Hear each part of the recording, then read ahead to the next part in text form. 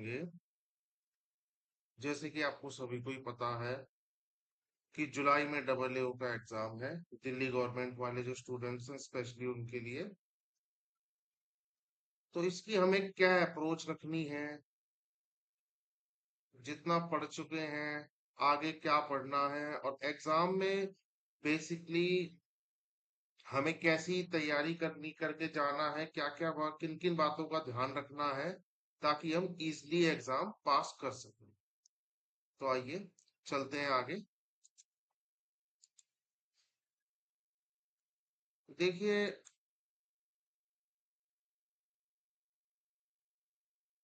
पहले मैं कुछ बातें करना चाहूंगा कि आपको कैसे क्या करना है, क्या छोड़ना है, क्या पढ़ना है। उससे पहले हम एग्जाम का ट्रेंड देख लेते हैं कि एग्जाम का ट्रेंड क्या रहा है।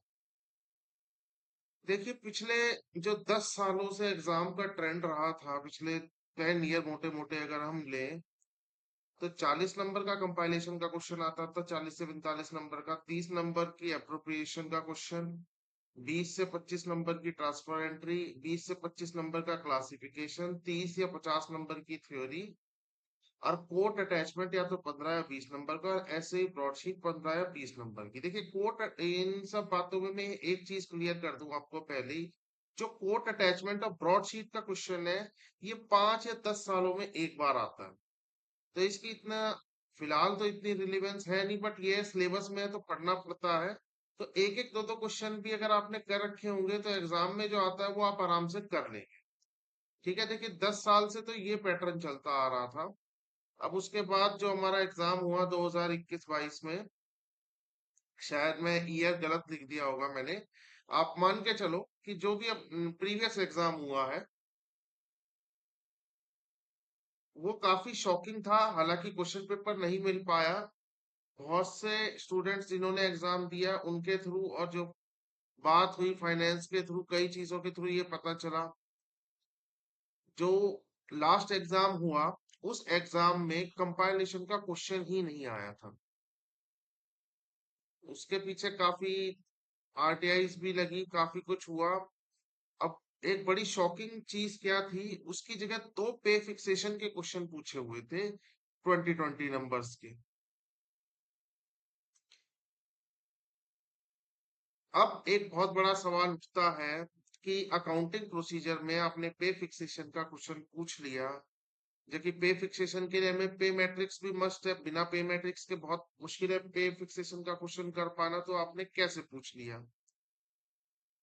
एक्चुअल में इसके लिए मैं आपको बताना चाहूँ, फिर बाद में फाइनेंस ने इसके लिए क्लैरिफाई भी थोड़ा किया था कि जो पे फिक्सेशन का क्वेश्चन है, पे फिक्सेशन वाला, ये जो क्वेश्चन बनाए गए थे, एक बुक है pension to public sector bank, जिसमें से हमेशा थ्योरी का क्वेश्चन आता था। इन्होंने वहां से उठा के यहाँ पे इस बार प्रैक्टिकल का क्वेश्चन डाल दिया था, तो इसलिए इन्होंने इसको बता दिया था कि ये आपके जो है सिलेबस से ही है। अच्छा, इसमें एक क्वेश्चन सभी ने रेस किया, बहुत सी क्वेरीज आई कि सर अगर ऐसा कंपाइलेशन की जगह जैसे पे फिक्सेशन का क्वेश्चन आ गया है, या दोबारा अगर गलती से आ गया, तो हम करेंगे कैसे अगर हम पे मैट्रिक्स नहीं होगी, क्योंकि वो बुक्स भी अलाउ नहीं है जो सर्विस रूल्स में होती है। तो देखिए, उस केस में आपको कुछ नहीं है, 2.57 का मल्टीप्लीकेशन फैक्टर लेके करना होगा। हालांकि जो अब अपकमिंग एग्जाम है जो आपका जुलाई में होगा, इसमें एक्सपेक्टेड है कि ऐसा कुछ नहीं होगा, क्योंकि पिछली बार फाइनेंस को एग्जाम क्वेश्चन पेपर दिखाया नहीं गया था, उसकी राय ली नहीं गई थी। वह टी ट्रिपल एस बी और जो एजेंसी है, सिर्फ उसने ही डिसाइड करके पेपर बना के सीधे आपके सामने कर दिया था, इसलिए कई बार पेपर कैंसिल भी हुए और वो दोबारा हुए थे। बट दोबारा भी जो है कंपाइलेशन नहीं आया था, वो पे फिक्सेशन ही उन्होंने पूछ ली थी, जो सेकंड बार में भी अकाउंटिंग प्रोसीजर का एग्जाम हुआ था। अभी इसका क्वेश्चन पेपर अवेलेबल नहीं है क्योंकि उन्होंने प्रोवाइड नहीं कराया। हालांकि पार्ट 2 के कुछ क्वेश्चन पेपर मिल गए थे लोगों को, जैसे पीडब्ल्यूडी और आपका कॉस्टिंग का, वो भी इसलिए मिले क्योंकि कोर्ट केस किया था किसी बच्चे ने, तो वो कोर्ट के थ्रू लेके आया था, वरना आरटीआई में किसी को भी नहीं मिले हैं। बाकी इन बातों को छोड़े, हम आगे चले, क्योंकि उम्मीद कर सकते हैं कि शायद आगे मिल जाए। बट अभी आप इसको ही मान के चलिए जो मैं बता रहा हूँ, ये मेमोरी बेस्ड है। अच्छा, दूसरा, दूसरा क्वेश्चन आपका एप्रोप्रिएशन जो 30 नंबर का आता है, पहले भी आया है, और जो इससे लास्ट एग्जाम हुआ है 26 से पहले वाला जो लास्ट एग्जाम हुआ है, उसमें भी पूरा 30 नंबर का क्वेश्चन आया था, और इजी क्वेश्चन था, स्कोरिंग क्वेश्चन था। उस क्वेश्चन में एक दो ही पॉइंट थे, ज्यादा कोई हैवी पॉइंट नहीं थे, उसे आप सभी कर सकते थे। ठीक है। फिर बात आती है, और 2026 में कि पक्का आएगा एप्रोप्रिएशन, बिना एप्रोप्रिएशन के पेपर नहीं बनता, क्योंकि कंपाइलेशन और एप्रोप्रिएशन जो है अकाउंटिंग प्रोसीजर का एक तरीके से सोल है। ठीक है। तो एप्रोप्रिएशन आप अपना पक्का करके चलिएगा। मैं अभी ट्रेंड ऑफ एग्जाम की बात कर रहा हूँ, बाकी भी आगे भी हम बात करेंगे बाकी चीजों की भी। अभी आप थोड़ा पैटर्न को समझिए बस। ठीक है। ट्रांसफर एंट्री 20 से 25 नंबर की आती थी, बट पिछले साल नहीं आई, इस साल उम्मीद कर सकते हैं। ये जरूरी नहीं है कि ये 20 से 25 ही रहे, हो सकता है 10 या 15 नंबर की भी पूछ ले। तो इस साल आने के पूरे पूरे चांसेस है। क्लासिफिकेशन 20 से 25 के आते थे, लेकिन पिछली बार 10 नंबर के क्लासिफिकेशन आए। दो दो नंबर के 5 क्लासिफिकेशन थे, जिसमें 3 तो बहुत इजीली आपको मिल जाते, दो के लिए थोड़ी सी मेहनत थी। अब बात आती है 2026 में क्लासिफिकेशन आएगा जी, बिल्कुल आएगा, पूरे पूरे चांसेस हैं आने के। अच्छा, मैं एक चीज और इसमें क्लियर करना चाहूंगा। मैंने क्लासिफिकेशन का आपको फॉर्मेट दिया था कि जिसमें डिवीजन ऑफ अकाउंट आप दो और थोड़ा अच्छे से करके लिखो, जैसे अगर 5 नंबर में या 4 नंबर में पूछता है। लेकिन अगर ये 2 नंबर में पूछता है, तो आप मेजर माइनर हेड और नोट लिख के भी छोड़ देंगे तो भी आपको वो 2 नंबर दे देगा। वैसे 3 घंटे का समय अगर आपके पास टाइम बचता है, तो आप कंप्लीट भी लिख देंगे तो कोई दिक्कत नहीं है। वैसे कंप्लीट ही लिखना ज्यादा बेटर होता है, क्योंकि उससे आपकी नॉलेज अच्छी शो होती है। अच्छा जी। अब बात करते हैं थ्योरी पोर्शन की। देखिए, थ्योरी सब इग्नोर कर देते हैं, सब सोचते हैं हम खाली प्रैक्टिकल कर दें और हम पास हो जाएं। देखिए, प्रैक्टिकल करना भी चाहिए, इसमें कोई बुराई नहीं है, अच्छी बात है। प्रैक्टिकल जो पक्का है आपका, उसमें पता आप पूरे बटे पूरे नंबर भी ले सकते हैं। लेकिन आप थ्योरी के पोर्शन को आप इग्नोर नहीं कर सकते किसी भी सूरत में, क्योंकि थ्योरी जो है आपको बचाने वाली है, वो आपको बचा देगी। थ्योरी का कोई फिक्स पैटर्न नहीं है कि 20 की आएगी, 30 की आएगी, 50 की आएगी। ये कैसे भी थ्योरी जो है पूछ लेता है अकाउंटिंग प्रोसीजर के एग्जाम में। और जो लास्ट एग्जाम हुआ है, उसमें तो ऑलमोस्ट बस ये कंपाइलेशन की जगह पे फिक्सेशन पूछा, अप्रोप्रिएशन आया, क्लासिफिकेशन 10 नंबर का, बाकी सारी की सारी थ्योरी थी। ना कोट अटैचमेंट का क्वेश्चन था, ना ब्रॉडशीट का था। तो इसलिए आप जो थ्योरी का पोर्शन है, आप उसको बिल्कुल इग्नोर नहीं कर सकते। थ्योरी इस बार भी आएगी। और थ्योरी क्या है, आप अगर एक या दो प्रैक्टिकल क्वेश्चन भी ठीक कर लेते, मान लीजिए आपने अप्रोप्रिएशन भी बिल्कुल ठीक कर लिया, और उसके बाद बाकी थोड़े थोड़े भी ठीक हुए, तो आपको थ्योरी आराम से एग्जाम पास करा देगी। ठीक है। देखिए, ये तो बात थी ट्रेंड ऑफ एग्जाम की। ठीक है, इस बार भी थ्योरी आएगी, 101% आएगी। फ्लोट अटैचमेंट और ब्रॉड शीट आप कर लेना। हालांकि बहुत कम चांसेस है आने के, बहुत ज्यादा, क्योंकि काफी ओल्ड चीज हो गई है। हो सकता है ना भी आए, लेकिन उसका मतलब ये नहीं है आप छोड़ के चले जाओ, क्योंकि जैसे इतने सालों से पूछी नहीं है, तो क्या पता आपसे कहीं पूछ ना ले। ठीक है। आइए अब हम आगे चलते हैं। अच्छा, क्या पेपर में करना है, कैसे अटेम्प्ट करना है, क्या नहीं करना, किन किन चीजों का ध्यान रखना है, ये मोस्ट इम्पोर्टेंट थिंग है। तो इसमें आपको जितने भी जो प्रीवियस ईयर के क्वेश्चन पेपर्स जो मैंने प्रोवाइड किए हुए हैं, आप कोशिश कीजिए, जो आपका समय बचा, महीना भर के आसपास बचा है, सारे प्रीवियस ईयर क्वेश्चन पेपर्स करिए। और किसी का भी जो है फॉर्मेट मत भूलिएगा, चाहे वो एप्रोप्रिएशन है, कंपाइलेशन है, ट्रांसफर एंट्री है, क्लासिफिकेशन है। देखिए, फॉर्मेट इज द की। अगर आपका फॉर्मेट एक्यूरेट होगा, और खाली आपने फॉर्मेट बनाया है, एक आध एंट्री भी ठीक करिए, तो भी उसके भी एग्जामिनर आपको नंबर दे देगा। तो फॉर्मेट सबके पता होने चाहिए, सही सही बिल्कुल। फॉर्मेट में गलती बिल्कुल नहीं होनी चाहिए। उसके बाद फर्स्ट क्वेश्चन आप क्या कर सकते हैं। देखिए, वैसे तो ये होता है, सबका अपना अपना दिमाग होता है, जिसको जो आसान लगता है वो करे। लेकिन फिर भी इसमें सलाह ये दी जाती है कि आपका एप्रोप्रिएशन तो एटलीस्ट पक्का होना चाहिए, वरना अकाउंटिंग प्रोसीजर पास करना काफी मुश्किल पड़ेगा आपको, काफी टफ पड़ सकता है। फर्स्ट क्वेश्चन जो है आपका एप्रोप्रिएशन होना चाहिए।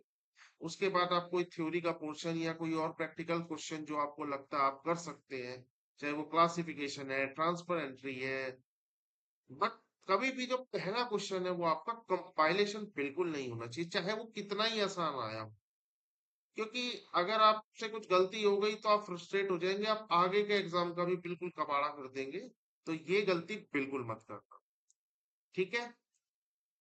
बाकी और बहुत से क्वेश्चंस हैं कंपाइलेशन को लेकर, अप्रोप्रिएशन को लेकर। उनके जवाब अभी इस वीडियो में आपको आगे मिलेंगे। ठीक है। अच्छा जी, उसके बाद आती है थ्योरी की बात। देखिए, थ्योरी 5 नंबर की भी आती है, 10 नंबर की भी आती है, 20 नंबर की भी आती है, 30 नंबर की भी आती है। अब एक चीज है जिसके लिए बहुत से मैसेज आए मेरे पे कि थ्योरी कैसे लिखें, और सर 10 नंबर का मार्क्स का है अगर थ्योरी का क्वेश्चन तो कितना लिखना है, 5 का है तो कितना लिखना है, 20 का है तो कितना लिखना है, 30 का है तो कितना लिखना। देखिए, इसका बहुत सिंपल लॉजिक है, आप 5 10 20 30 का रूल लेके चल सकते हैं। अगर 5 मार्क्स का क्वेश्चन है, आपको एटलीस्ट 5 मिनट्स तक कंटिन्यूअसली लिखना है। 10 मिनट्स का है तो 10 मिनट्स तक लिखना है, 20 मिनट्स का है तो 20 मिनट्स तक लिखना है, और 30 मिनट्स का है तो 30 मिनट्स तक का लिखना है। देखिए, बुक में कई बार क्या होता है कि 5 नंबर का वो क्वेश्चन पूछ लेता है, लेकिन वो बुक में इतना बड़ा दिया हुआ है कि 4 पन्ने आप भर दो। तो उस केस में आपको खुद अपना दिमाग लगाना होगा कि 5 मिनट में मैक्सिमम स्पीड में बंदा कितना आप लिख सकते हो।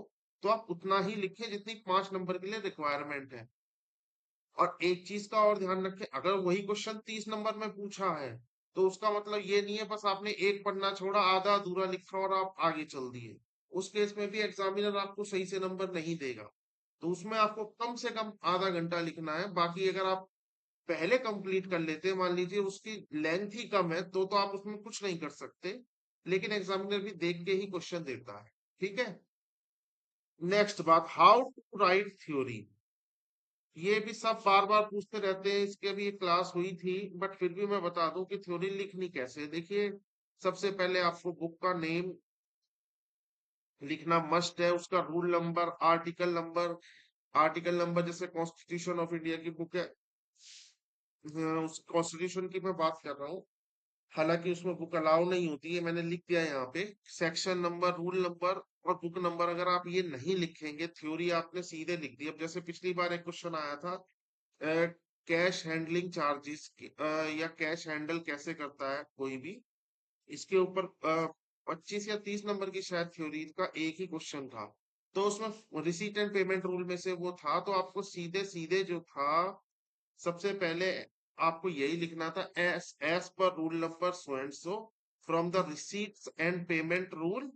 ये करके तब आपको आंसर लिखना था। देखिए, इससे होगा क्या, ये क्यों लिखवाया जाता है, इससे एग्जामिनर का सीधा इंप्रेशन ये जाएगा कि इसने बुक पढ़ी है, इसको नॉलेज है, तो वो आगे का आपका ज्यादा देखेगा ही नहीं। 2 4 लाइन देखते ही बस उसका लेंथ देख के आपको वो नंबर आपको वो दे देगा।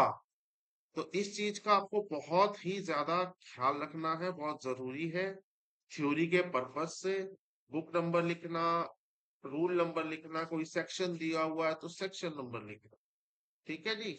ये चीज आप थ्योरी में हर जगह अप्लाई करके चलना। अच्छा जी। अब नेक्स्ट बात आती है बुक्स की। ये भी बात बहुत बार बताई गई है, बट फिर भी लोग पूछते हैं, तो एक बार और क्लियर करिए। ये 5 बुक्स हैं जो आपकी मस्ट है एग्जाम में ले जानी। सबसे पहले सिविल अकाउंट्स मैनुअल की है।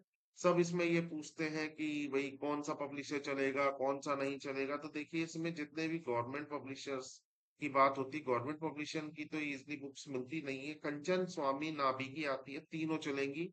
सेकंड बुक है list of major minor head, ये भी कंचन स्वामी नाभि में आती है, ये भी चलेगी। और तीसरी मोस्ट इंपॉर्टेंट बुक जिसमें से पिछली बार 80% थ्योरी थी, रिसीट एंड पेमेंट रूल्स, ये वैसे स्वामी की आती है, कंचन की भी मिल जाए, नाभि की मिल जाए तो भी चलेगी। चौथी है गवर्नमेंट अकाउंटिंग रूल्स, ये मैंने पूरा नहीं लिखा, 1990 भी इसके आगे आएगा। तो वो भी स्वामी नाभि जिसकी मिल जाए ठीक है। पांचवी बुक है pension to public sector bank, वैसे गवर्नमेंट से पब्लिकेशन की अलाउ है। 50 रुपए की बुक आती है, आप किसी किसी ट्रेडर से पूछेंगे तो वो प्रोवाइड करा देंगे। 50 की होती है, लेकिन वो 100 की देते हैं, वो कोई इशू नहीं है। हाँ, हालांकि कई बार नहीं मिलती है तो दूसरे पब्लिशर की भी आप ले जाना, वैसे अलाउ कर देते हैं। अगर नहीं किया तो बैड लक है, इसमें कोई कुछ नहीं कर सकता। रिक्वेस्ट आप करके देख सकते हो कि सर जब मिली नहीं तो मैं क्या करूं। और इसमें एक चीज और बहुत से बच्चे ये भी पूछते हैं कि क्या हम प्रिंट आउट ले जाए पीडीएफ का, तो क्या वो अलाउ है? देखिए वो बिल्कुल अलाउ नहीं है, ये आप गलती बिल्कुल मत करना, आपका बाहर ही रखवा देंगे, आपकी थ्योरी वहीं डेड हो। अच्छा, इन बुक्स में एक बात और है, मेजर और माइनर हेड की बुक सिर्फ मेजर माइनर हेड देखने के काम आएगी। जो मेन आपकी थ्योरी की बुक है वो है रिसीट एंड पेमेंट रूल्स और civil accounts manual. Government accounting rules की जो बुक है वो बहुत ज्यादा मोटी नहीं है, पतली सी बुक है, इजिली आप इंडेक्सिंग से ही ढूंढ लेंगे। और रिसीट एंड पेमेंट रूल्स की बुक कई बार रिवाइज हो चुकी है, तो सबको मैं ये इंस्ट्रक्ट करूंगा, प्लीज प्लीज अपडेटेड वाला वर्जन लेना। पुराने वर्जन में हो सकता है, क्योंकि नए वर्जन में कुछ चीजें आपको ना मिले। बहुत सी चीजें डिलेट होके एकदम अपडेटेड हो गई है, स्वामी की या किसी की भी लेना एकदम अपडेटेड लेना, 1 साल से ज्यादा पुरानी नहीं होनी चाहिए। सिविल अकाउंट मैनुअल 2-3 साल पुराना है, चल जाएगा, हालांकि उसमें भी अमेंडमेंट होते रहते हैं, लेकिन जो आपको 80 to 90% थ्योरी मिलेगी वो receipt and payment rule civil account manual में से ही मिलेगी। गवर्नमेंट अकाउंटिंग रूल में से भी पिछली बार आ गई थी 5-10 नंबर की थ्योरी। तो आप थ्योरी के लिए इन बुक्स को आपको ले जाना मस्ट है। आइए आगे चलते हैं। अच्छा जी, एक चीज और बहुत ज्यादा सभी ने लगभग पूछी है जी, मार्किंग कैसी होगी, कैसी होती है? देखिए जैसे आपको सभी को पता, आपका 3 घंटे का एग्जाम है, 150 नंबर का पेपर है, 60 नंबर पास होने के लिए, और एग्जामेशन के लिए आपको चलिए चाहिए 90 नंबर्स। देखिए मार्किंग जो होती है, पहले तो आप ये ध्यान रखिए, आपका मकसद 150 में से 150 लाना बिल्कुल नहीं। शुरू में तो ये एटलीस्ट बिल्कुल भी नहीं है, पहले आपका मकसद होना चाहिए मैं 60 नंबर लूं कैसे भी कर। जब आप 60 नंबर का कर लेते हैं फिर आपको एग्जामेशन की तरफ जाना चाहिए 90। उसके बाद जितना आप कर लो वो बोनस है। आपका मेन पर्पज है बस आपको एग्जाम पास करना है, नेक्स्ट उसमें जाना है, क्योंकि ये नहीं है आप 150 में से 150 ले आए, 140 ले आए तो आप पहले डबल ए बन जाएंगे या आपको कुछ अलग से कोई अवार्ड मिलेगा, ऐसा कुछ नहीं है। ये सिर्फ एक पासिंग एग्जाम है, तो इसलिए इसका कोई इतना वेटेज नहीं है, ना कोई इतना सीनियोरिटी में इसका वो फर्क पड़ता है कि आपकी कोई सीनियोरिटी ऊपर नीचे होगी। चलिए ये तो बात की बात है, हम एग्जाम के ऊपर आते हैं, इन चीजों को छोड़िए, बस आपको एग्जाम पास करना आपका मेन वो होना चाहिए। मार्किंग देखिए इसमें स्टेप वाइज होती है, ये ध्यान रखना। और वेटेज उसको दी जाती है जो कि प्रॉपर रूल्स एंड रेगुलेशंस जो भी है वो मेंशन कर रहा है, बुक के रेफरेंसेस दे रहा है, अपने आंसर्स चाहे वो थ्योरी के हैं चाहे प्रैक्टिकल के हैं प्रॉपर फॉर्मेट में है। कहीं जो बेसिक सी चीजें होती हैं जैसे अप्रोप्रिएशन में आपको बताया हुआ है कि इन 1000 रुपीज लिख दिया, वो नहीं लिखा तो उसके ऊपर भी नंबर कट सकते हैं।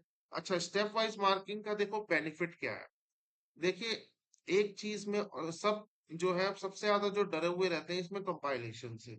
देखिए कंपाइलेशन एक ऐसा क्वेश्चन है, उसमें 20 एंट्री आती है या 25 आती है, इतनी मैक्सिमम एंट्री आती है, इससे ज्यादा एग्जाम में नहीं आती। और 10 से 15 एंट्री हमेशा ऐसी होंगी जो आपको आती होंगी, चाहे आपने कम ही पढ़ा है, कंपाइलेशन बहुत ज्यादा ना पढ़ा हो, मगर अगर आपने प्रैक्टिस करी है तो 10 से 15 एंट्री हमेशा रिपीट्स ही होते हैं, जैसे चाहे वो ऑफिस एक्सपेंसेस की हो, सैलरीज की हो, जीपीएफ की हो, डिडक्शंस की हो, रिकवरीज की हो, जो कि हमेशा सेम रहती है।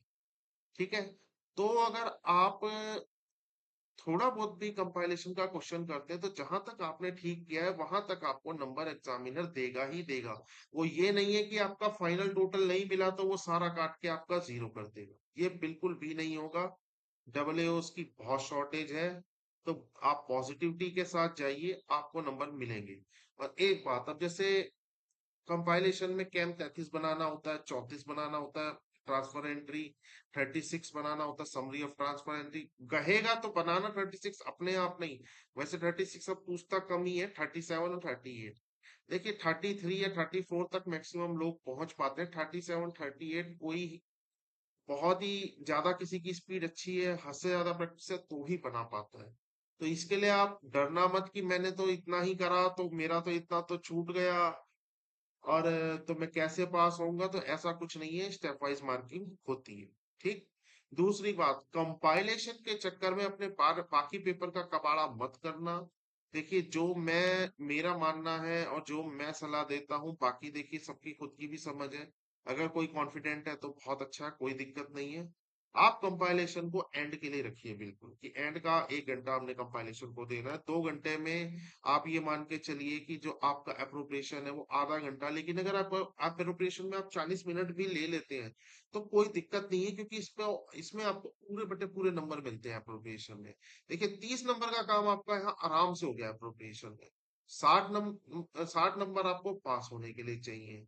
देखिए क्लासिफिकेशन आप पांचों में से पांचों ढूंढ पाए थोड़ा टफ है, 3 आराम से मिल जाते हैं।